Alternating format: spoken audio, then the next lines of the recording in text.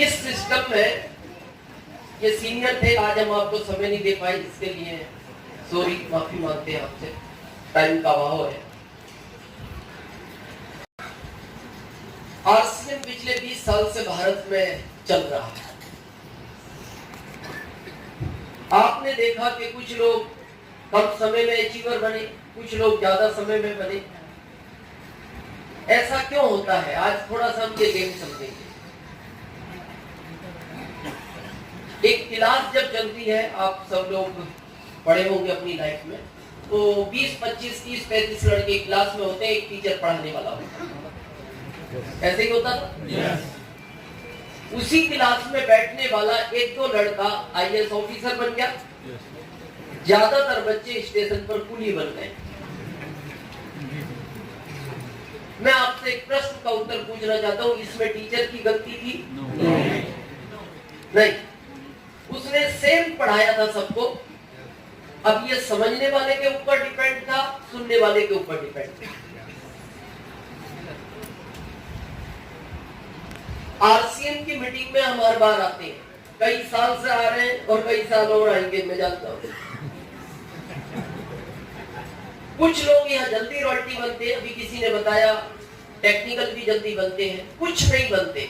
इसका कारण समझे आज क्या है? क्यों नहीं बनते कुछ लोग जल्दी?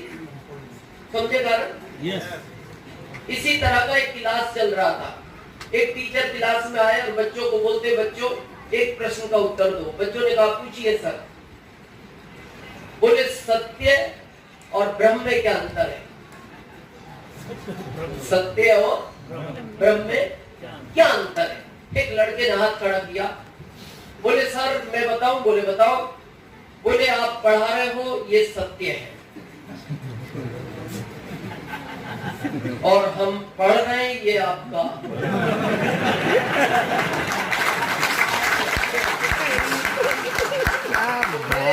तो वो पुली ही बना होगा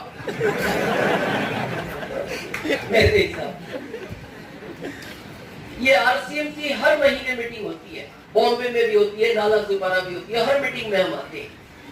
कुछ लोग जल्दी रॉयल्टी बनते हैं, कुछ लेट बनते हैं। मैं बताऊं, वही कारण है। जब हम इस मीटिंग में बैठते हैं तो यही सोचकर बैठते हैं, आप आरसीएम समझा रहे हो ये सत्य है।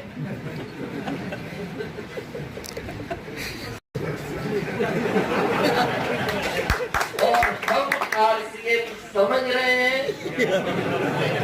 क्या? तो मेरा आपसे आज निवेदन है, हम इसको जितनी देर आप इजाजत देंगे उतनी देर हम मीटिंग चलाएंगे। सीरियस समझे, आज के बाद हम डिसीजन ये लेके करना है नहीं करना, ये बात की बात है।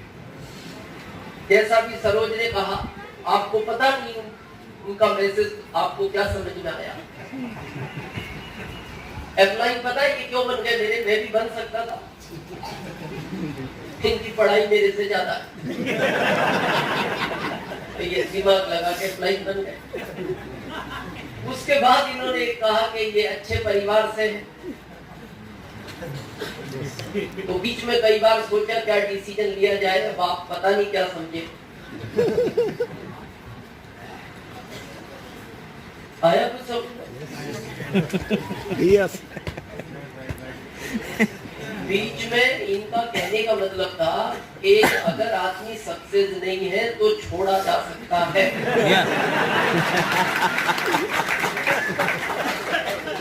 अब ये आप ध्यान से समझ, अगर आप चाहते हो जिंदगी भर यही पत्नी साथ रहे तो सक्सेस जरूरी है, बहुत जरूरी है। वो क्यों है उसकी बात हम और आगे करेंगे। मेरा नाम दिनेश चौधरी और हम यूपी मुरादाबाद, जैसा सरोज ने कहा, रियल में इसको कहने में कोई तकलीफ नहीं है कि ये अच्छे परिवार से थे। उस समय घर वाले शादी फाइनल करते थे, वो पिताजी को पता होगा उन्होंने क्यों डिसीजन लिया। लेकिन जब मेरी शादी फाइनल हुई तो उस समय इनके पास कार हुआ करती थी उस जमाने में, इसको कोई डाउट नहीं है। ये भाई ये इधर से क्या साउंड आया? ये खिड़की बंद करो यार बेटा, बेटा नहीं नहीं ऐसा नहीं कर। इधर का भी बंद कर, उधर का भी कर दो, बंद कर, इधर का प्लीज कर दो। ओके, तो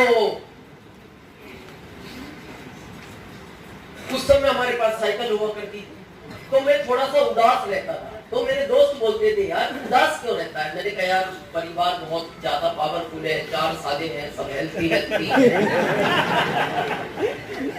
तो उसने मेरे को पता क्या कहा, इसमें उदास नहीं होना चाहिए, खुश रहना चाहिए, क्योंकि मजबूत ससुराल में तो बोले काम आती है टाइम पे, टाइम पे काम आती है कि जब उनको लगता है कि इनकी प्रोग्रेस ज्यादा नहीं तो हेल्प करते हैं, तो फिर मैं खुश रहने लगा। ये तो बड़े होने के बाद पता लगा कि ससुराल काम तो आती है, लेकिन वो दोनों तरफ काम आती है। अगर उनकी बहन सुखी रहे तब भी वो बराबर काम करते हैं, और दुखी रहे तब भी वो बराबर काम करते हैं। मेरे को आज भी याद है, उस समय एसटीडी पीसीओ हुआ करते थे, जब हम रात को बात करने जाते तो चार्ज कम लगता था।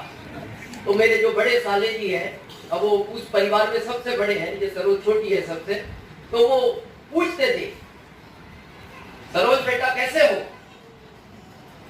तो ये बोलते थे, बस ठीक है भैया। तो आवाज से पता लग गया आदमी को। वो बोलते थे, तेरी आवाज से तो ऐसा नहीं लगता ठीक। नहीं नहीं, सब ठीक ही है। तो वो बोलते थे, दिनेश कहाँ है? तो मैं इशारा कर देता था, बताना नहीं, मैं बात करूं।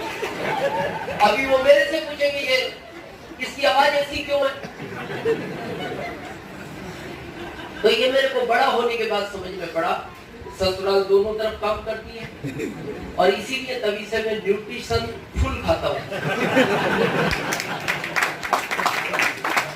भाई आदमी किसी को मार नहीं सकता, तो उसके हाथ तो नहीं आना चाहिए, स्पीड तो इतनी हो, हाँ भागना तो पड़ेगा, नहीं मार नहीं सकता तो हाथ तो नहीं आना चाहिए। तो ये सिलसिला चलता रहा, और आप जैसा जानते हैं मेरी एजुकेशन के बारे में वो योग था, नहीं पढ़ पाए, जो भी गॉड का प्लानिंग हो। और 95 में हम एमपी आ गए, 2075 में कृषि उपज मंडी में जॉब किया, और उसी समय 26 जुलाई 2002 को आरसीएम की किसी ने इसी तरह की मीटिंग में चर्चा की। उसको सुनने के बाद उसी दिन डिसीजन लिया, इस कॉन्सेप्ट को करना चाहिए, क्योंकि मेरा एक मानना है, किसी भी चीज के बारे में अगर नॉलेज नहीं हो कंप्लीट, तो उसके बारे में कभी भी कमेंट्स नहीं करने चाहिए, क्योंकि अभी लोगों को इसका नॉलेज नहीं है, और फिर भी लोग इसके बारे में बहुत उल्टे सीधे कमेंट्स करते हैं। अरे ये क्या है, क्यों आया भारत में, कौन इसको भारत में लाया, कब से दुनिया में काम करता है, कैसे लोग इसको करते हैं, पहले ये समझ तो होनी चाहिए हमें। अभी आपको पता है इस सिस्टम को भारत में कैसे समझा जाता है, किस निगाह से देखा जाता है? मैं बताऊं, जिसके पास कोई काम नहीं है वो ये करता है,